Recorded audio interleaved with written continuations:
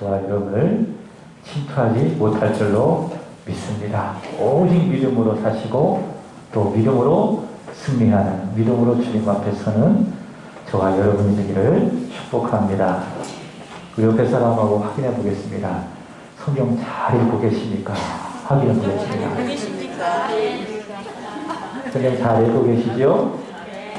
여러분 성경을 부지런히 읽고 묵상하면 성공의 순간에 교만하지 않고 모든 영광을 하나님께 올려드릴 수 있습니다. 성경을 부지런히 읽으면, 성경을 사랑하면 실패의 순간에도 낙심하지 않고 하나님의 긍휼을 힘입어 넉넉히 일어설 줄로 믿습니다. 그 어떤 경우에라도 성경 읽기를 포기하지 않는 저와 여러분이 되기를 바랍니다. 성경 읽는 것을 포기하는 것은요, 내가 예수님을 더 잘 믿고 더 잘 사랑해야 되겠다라고 하는 그것을 포기하는 것과도 같습니다. 제가 오늘 새벽에 새벽 기도를 인도하면서 찬송을 불렀습니다. 그 은혜를 주신 내 예수시니 이전보다도 사랑합니다. 아멘. 신앙생활은 뭐예요? 예수님을 더 사랑하는 겁니다. 어제보다 오늘 예수님을 더 사랑하는 것, 그것이 바로 믿음생활, 신앙생활, 교회 생활입니다. 그럼 구체적으로 우리가 어떻게 예수님을 사랑할까? 이전보다 어떻게 우리는 더 예수님을 잘 믿고 또 예수님을 더 사랑할 수 있을까? 성경을 읽으면 됩니다.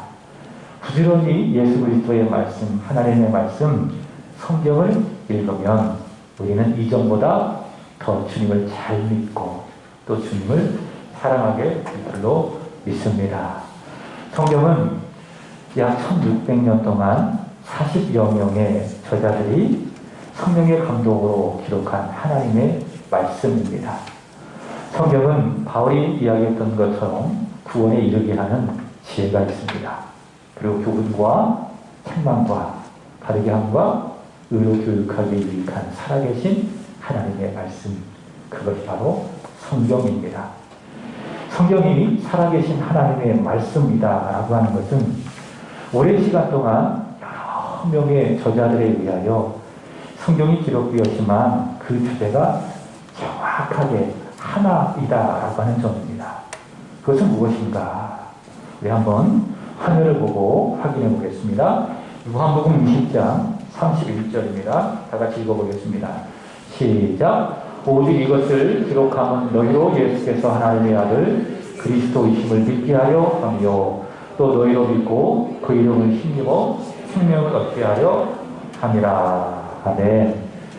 이 말씀 속에서 이것은 적게는 이 말씀이 있는 요한복음을 말하는 것이고, 조금 넓게 본다면 성경 전체를 말하고 있는 것인데, 성경이 기록된 목적은 단 하나, 우리에게 예수님을 소개하는 겁니다. 예수님은 하나님의 아들이시다. 우리를 죄로부터 구원할 구세주 그리스도이시다. 그래서 그 구세주 그리스도를 내가 마음으로 믿으면 그 이름을 힘입어 생명을 얻는다라고 하는 이 하나의 주제, 이것을 성경은 정확하게 우리에게 말씀해 주고 있습니다. 그런데 우리가 예수님을 믿고 생명을 얻으려고 한다면 반드시 통과해야 되는 문이 하나 있습니다. 그것은 뭐냐? 따라서 해볼까요? 죄의 문. 내가 예수님을 믿으려면, 예수님을 영접해서 영원한 생명을 얻으려고 한다면 반드시 통과해야 되는 문이 하나 있는데, 그것은 바로 죄의 문이다라고 하는 겁니다. 죄의 문을 통과하지 못하면 예수님을 알 이유도, 또 예수님을 내가 믿을 이유도 없습니다. 그래서 성경은 제일 먼저 사람을 죄 아래 가둡니다. 마귀도 우리에게 죄를 알려줍니다. 너는 죄인이야. 네가 이런 죄를 졌지? 다른 사람은 몰라도 나는 다 알고 있어. 마귀도 우리에게 죄를 알려줍니다. 우리를 정죄합니다. 그러나 마귀는 우리를 죽이기 위해서, 우리를 멸망시키기 위해서, 우리를 영원한 지옥불로 떨어뜨리기 위해서 우리에게 죄를 알려줍니다. 그러나 성경은 우리에게 죄를 알려주는데 왜 알려주느냐? 살리기 위해서. 너는 죄인이다. 너희 죄를 용서할 분은 오직 예수밖에 없다. 예수를 믿어라. 이 믿음을 갖게 하기 위해서, 예수를 믿게 하기 위해서 성경은 제일 먼저 우리에게 죄를 알려주고, 그래서 죄의 문을 통과하게 합니다. 사도 바울이 로마에게 복음을 전한 것도 이와 같습니다. 로마서 1장에서 시작되어진 죄의 내용이 2장으로부터 이어지고 또 3장까지 계속이 됩니다. 이렇게 사도 바울이 많은 내용을 할애해가면서 죄를 말하는 것은 모든 인류를 다 죄 아래 가두고, 그래서 모든 인류에게는 죄인으로서 절망뿐이며, 그래서 죄인의 유일한 소망은 단 한 분, 예수 그리스도밖에 없다. 그분의 십자가밖에 없다라고 하는 것을 알게 하기 위해서입니다. 사도 바울은 죄라고 하는 것 무엇인가 라고 정리했을 때에 반복해서 말씀드렸지만, 죄는 내적인 문제다. 내 마음속에 살아계신 하나님이 주인 되어 주셔야 함에도 불구하고 내가 그 하나님을 내 마음으로 밀어내고 내 마음속에 하나님 두기를 싫어하는 것, 그것이 죄다라고 정의하면서 그 죄의 결과로 말미암아 먼저 율법이 없는 이방인들은 하나님의 형상을 썩어 없어질 형상으로 만들어 마치 그것을 하나님처럼 섬기는 우상을 숭배하고, 두 번째로는 하나님이 주신 성의 순리를 거스르고 육체의 쾌락을 위해서 성을 영리로 쓰며 21가지의 그 수많은 쓰레기와 같은 그 죄악을 범한다고 이야기합니다. 또 어떤 사람들은 그런 죄악을 행하는 사람들을 보며 나는 저런 죄와 상관이 없어. 저 사람들은 죄인이고 나는 의인이야.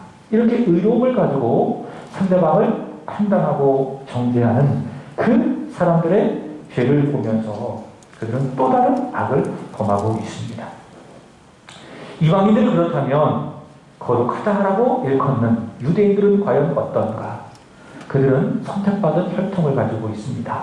그리고 율법을 소유하고 있습니다. 또 언약의 백성된 효쟁인 할례가 그들의 몸에 있죠. 그럼 그들의 혈통과 율법과 할례가 그들이 의인으로 구원받았다고 보증하는 것인가?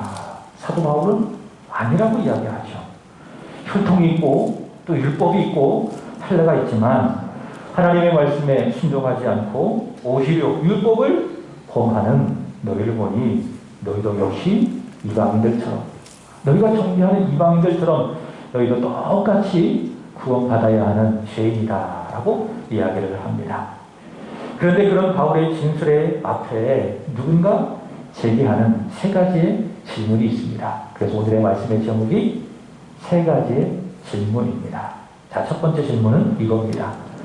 이방인들이나 율법을 소유한 유대인들이나 모두가 다 죄인이라고 한다면 유대인의 입장에서 율법을 갖고 할례를 가진 유대인의 나옴과 유익은 무엇인가? 라고 하는 것이 바울이 받는 첫 번째 질문입니다. 우리 1절 그 질문의 내용을 보겠습니다. 시작. 그런즉 유대인의 나옴이 무엇이며 할례의 유익이 무엇이냐?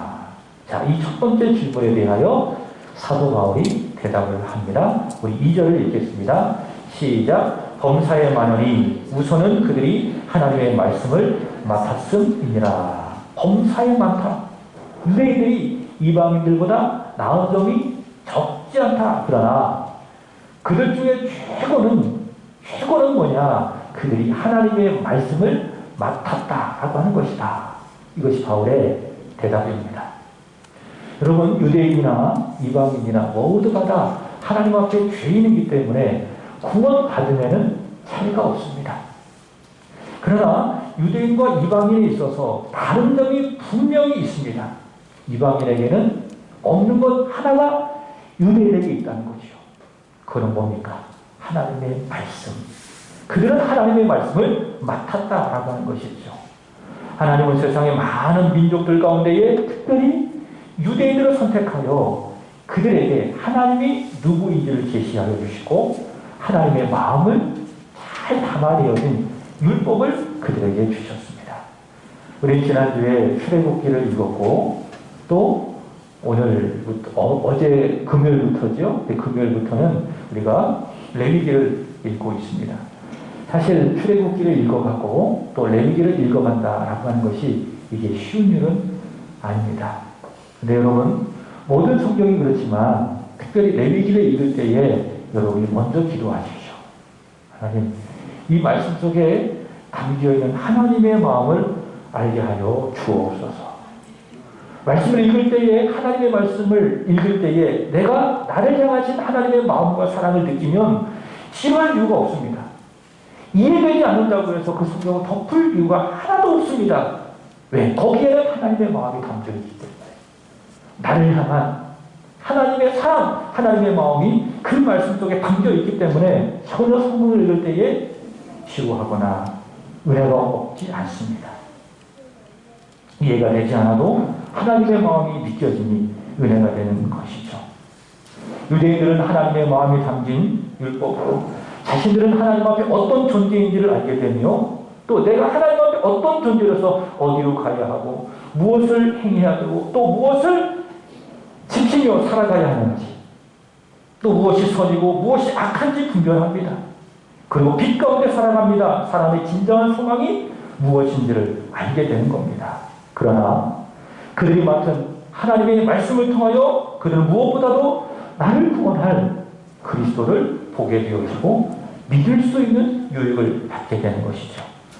그러나 이방인들은 하나님의 말씀이 없습니다. 그래서 내가 누구인지를 정확하게 알지 못합니다. 무엇이 선이고 무엇이 악인지 모르고 또 그렇기 때문에 내가 어떻게 구원받아야 할지 이렇게 믿으면 내가 구원을 받는지 확신할 수가 없습니다.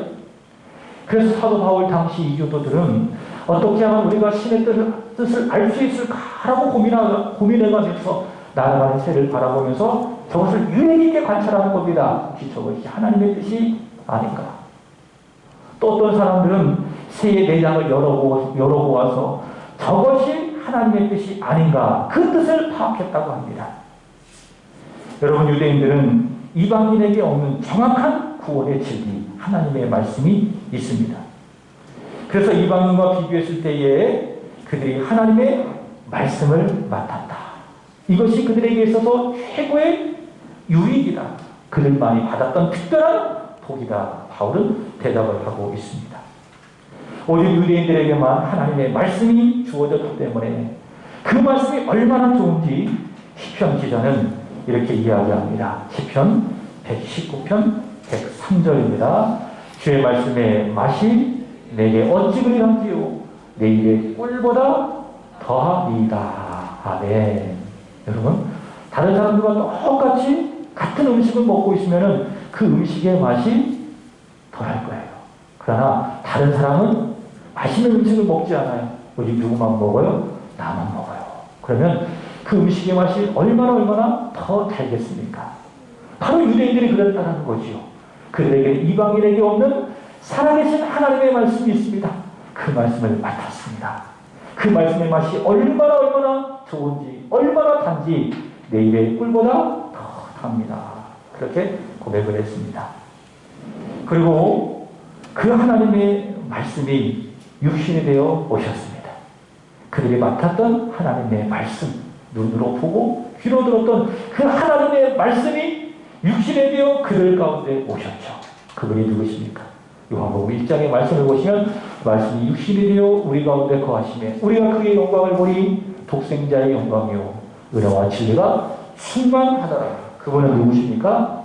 예수 그리스도. 그래서 그들은 하나님의 말씀을 직접 볼 수 있는 특권을 받았습니다. 말씀을 맡았을 뿐만이 아니라 그 말씀을 직접 보고 경험할 수 있는 특권을 받았다 그 말이지요. 그래서 사도 요한은 요한에서 1장 1절에 이야기하기를 우리는 살아계신 하나님의 말씀을 직접 내 귀로 들었다. 내 눈으로 직접 그 말씀을 보았다. 내 손으로 그의 말씀을 직접 만진 바가 되었다. 그렇게 고백을 합니다. 이것이 무엇인가? 오직 말씀을 맡은 유대인들만 가진 나음이며 큰 축복이다라고 하는 것이죠. 여러분, 우리는 하나님의 말씀의 홍수 속에서 살아가고 있습니다. 마음만 먹으면, 그리고 손을 뻗치면 우리는 성경을 읽을 수가 있습니다.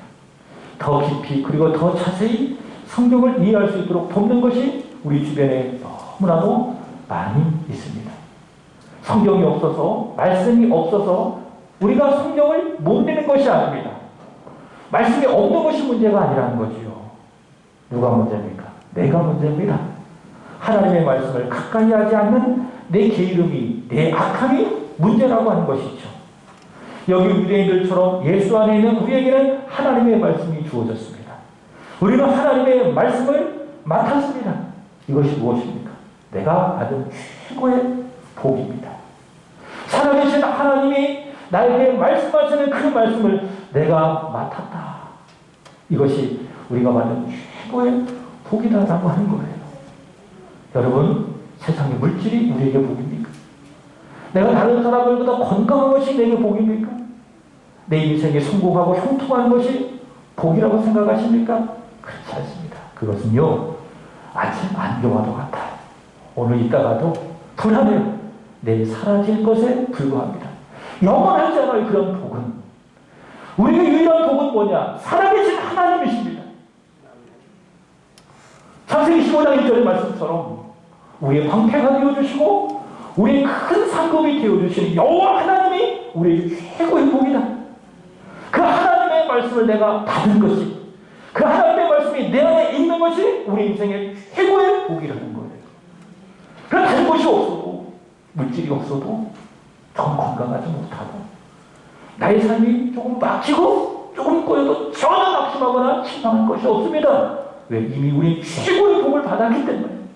나의 상급이 되어주시고, 나의 방패가 되어주시고, 나의 피난처가 되어주시고, 나의 모든 소득의 분깃이 되어주시는 여호와 하나님과 그분의 말씀이 예수 그리스도 안에서 내 안에 있기 때문에.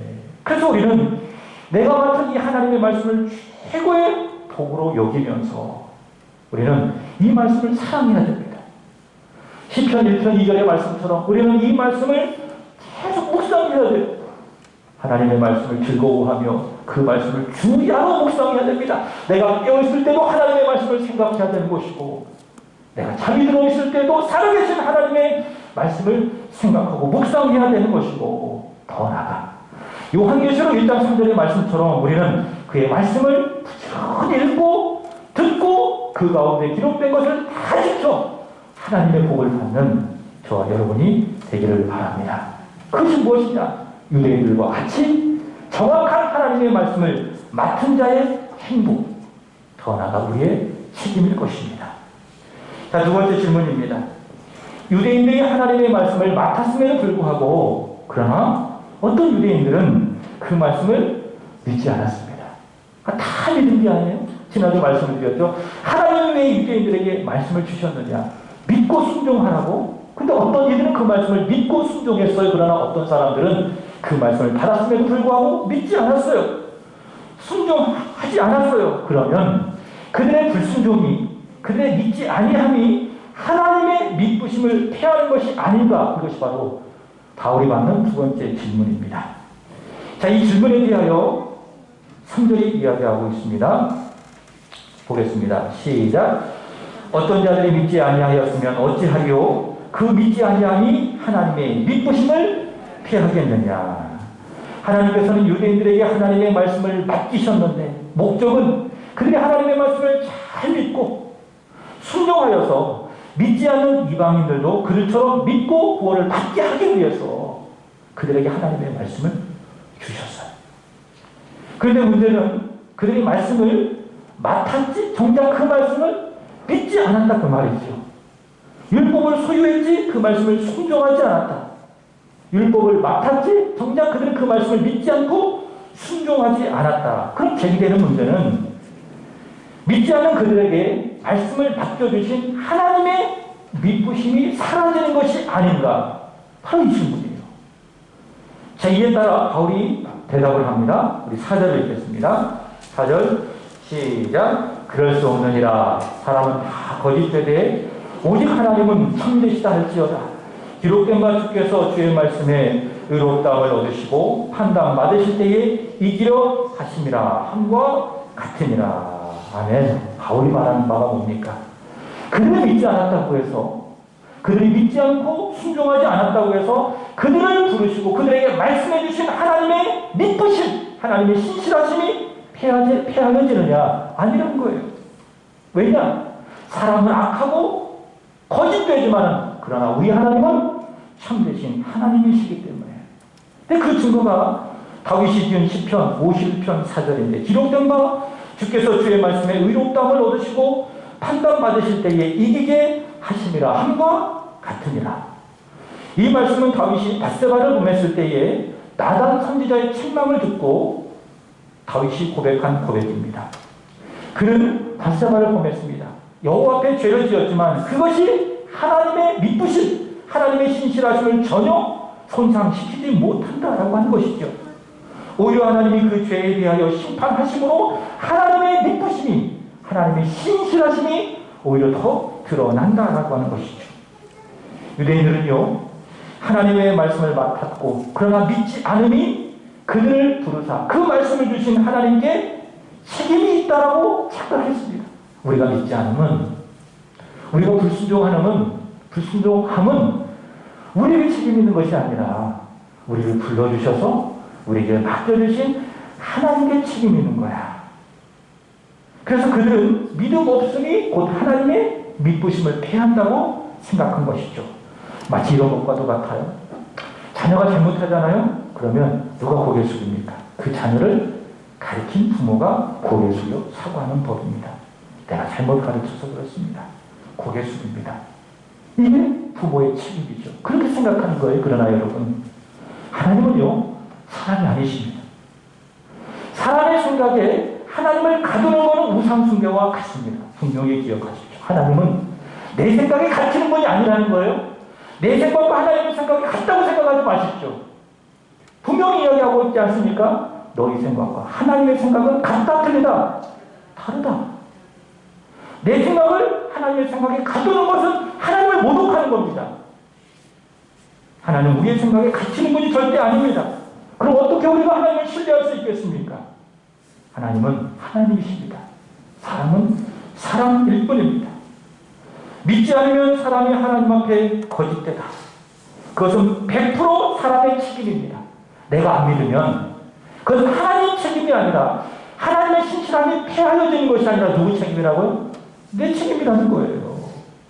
그 믿지 아니함이 절대로 하나님의 신실하심을, 하나님의 믿으심을 패할 수 없다. 성경을 보십시오. 오히려 반대입니다. 내가 믿지 아니함으로, 이스라엘 백성들이 믿지 아니함으로 하나님의 신실함이 패하여진 것이 아니라 오히려 반대죠. 그들이 불신하면 불신할수록 하나님의 신실하심과 하나님의 믿으심이 더 드러납니다. 더 분명하게 나타납니다. 믿지 않으면 더 크게 더 많이 하나님의 믿으심이 드러나게 되는 것이죠. 이스라엘의 역사가 그것을 증명합니다. 그들은 역사 속에서 끊임없이 믿지 않았습니다. 불순종을 반복했습니다. 그러나 여전히 하나님은 믿으시고 신실하셔서 그들을 향한 하나님의 사랑은 단 한순간도 거두지 않았습니다. 그러나 그럼에도 불구하고 그들이 끝내 믿지 않고 마음이 너무 완악하여 믿지 아니하니 믿으신 하나님이 어떻게 조치하셨는가? 에스겔 11장 19절에서 20절까지 말씀입니다. 한번 읽어보겠습니다. 시작. 내가 그들에게 일치한 마음을 주고 그 속에 새신을 주어 그 몸에서 굳은 마음을 제하고 부드러운 마음을 주어서 내 율례를 쫓으며 내 규례를 지켜 행하게 하리니 그들은 내 백성이 되고 나는 그들의 하나님이 되리라. 그들이 믿지 않아서 순종하지 않아서 마음이 너무 굳어있으니 하나님께서 어떡하시겠다. 그들 모두에게 일치된 마음을 주어서 돌같은 마음을 다 깨뜨려 제하고 살처럼 부드러운 마음을 주겠다. 이게 하나님이세요. 그들이 믿지 않았음에도 불구하고 하나님은 그들을 포기하지 아니하시고 신실하신 하나님께서는 그들에게 신실한 하나님을 사랑하는 마음, 살처럼 부드러운 마음, 그 마음을 하나님께서 주시겠다. 이게 하나님이십니다. 그래서 하나님의 믿으심은요, 사람의 불신에도, 사람의 악함에도 패하여지지 않습니다. 오히려 더 반대죠. 사람이 악하면 악할수록 하나님의 미쁘심은 더 드러나고 더 견고해지고 더 강하게 되는 것입니다. 디모데후서 2장 13절은 이렇게 이야기합니다. 우리는 미쁨이 없을지라도 주는 항상 미쁘심이 자기를 부인하실 수가 없느니라. 부인하실 수 없으시리라. 여러분, 우리는 항상 믿음이 없습니다. 우리는 항상 거짓됩니다. 그러나 우리 하나님은 항상 미쁘십니다. 항상 참되십니다. 그래서 우리는 하나님을 하나님으로 믿고 그분을 사랑하고 그분을 섬기며 신뢰하며 살아갈 수 있게 되는 것이죠. 세 번째 질문은 사람이 믿지 않음이 사람의 책임에 있고 그로 인해 하나님의 미쁘심이 더욱 드러났다면 믿지 않는 것에 대한 하나님의 심판은 합당하지 않은 것이 아닌가라고 하는 것입니다. 그게 5절입니다. 우리 5절 읽어보겠습니다. 시작. 그러나 우리 불의가 하나님의 의를 드러나게 하면 무슨 말을 하리요? 내가 사람의 말하는 대로 말하노니 진노를 내리시는 하나님이 불의하시냐. 마치 이런 것과도 같아요. 7절을 보겠습니다. 그러나 나의 거짓말로 하나님의 참되심이 더 풍성하여 그의 영광이 되었다면 내가 어찌 죄인처럼 심판을 받으리요. 나의 믿지 아니함이 하나님의 신실하심을 드러냈다고 한다면 나의 믿음 없음이 왜 심판을 받아야 돼? 그런 얘기예요.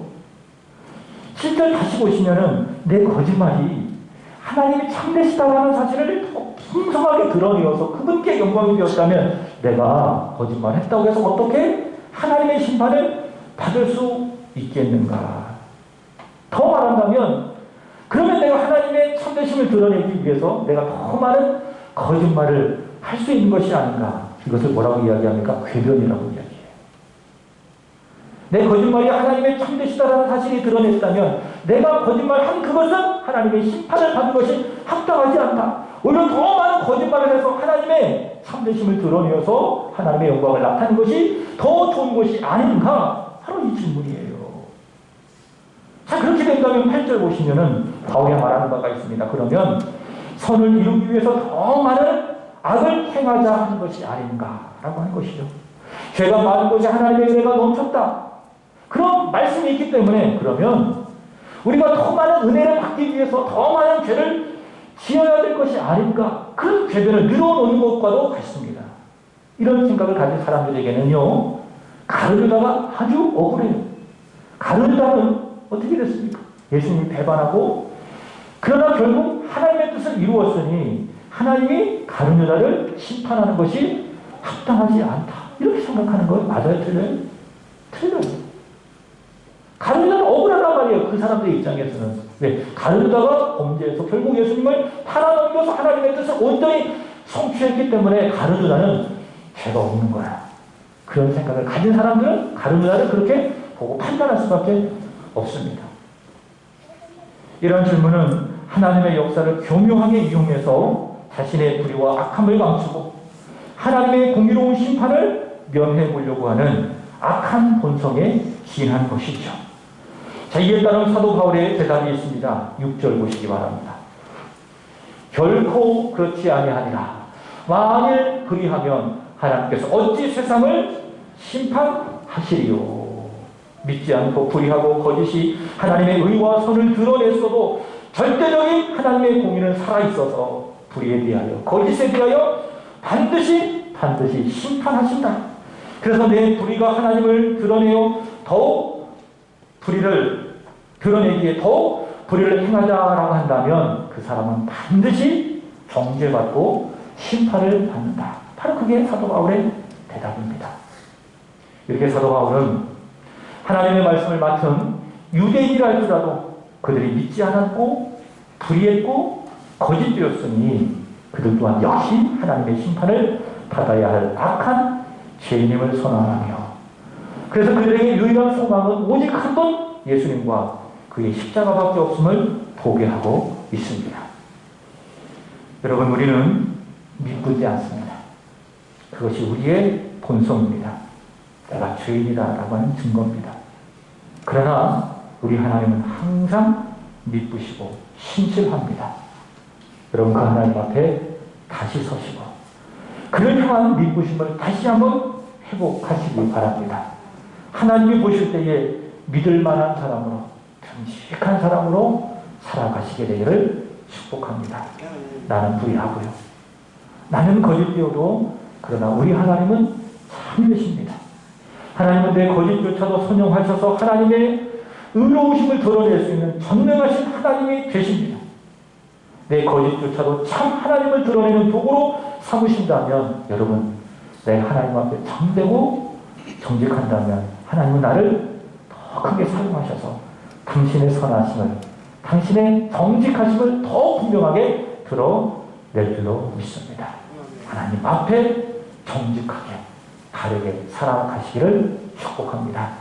이 한 주간도 미쁘신 하나님, 참되신 하나님 앞에 우리 또한 미쁘고 참되게 살아가시기를 주 예수 그리스도의 이름으로 축복합니다. 기도하겠습니다. 영원하신 하나님, 하나님의 미쁘심과 하나님의 선하심 또한 믿으며 그 하나님을 찬양하기를 원합니다. 우리는 불신하고 불의하고 거짓되나 우리 하나님은 미쁘시고 참되심을 믿사오니 예수 십자가의 공로로 예수 십자가의 능력으로 우리 안에 불신과 거짓을 다 거두어 주사 하나님 앞에 참되고 정직하고 진실하고 충성되게 살아가게 하여 주옵소서.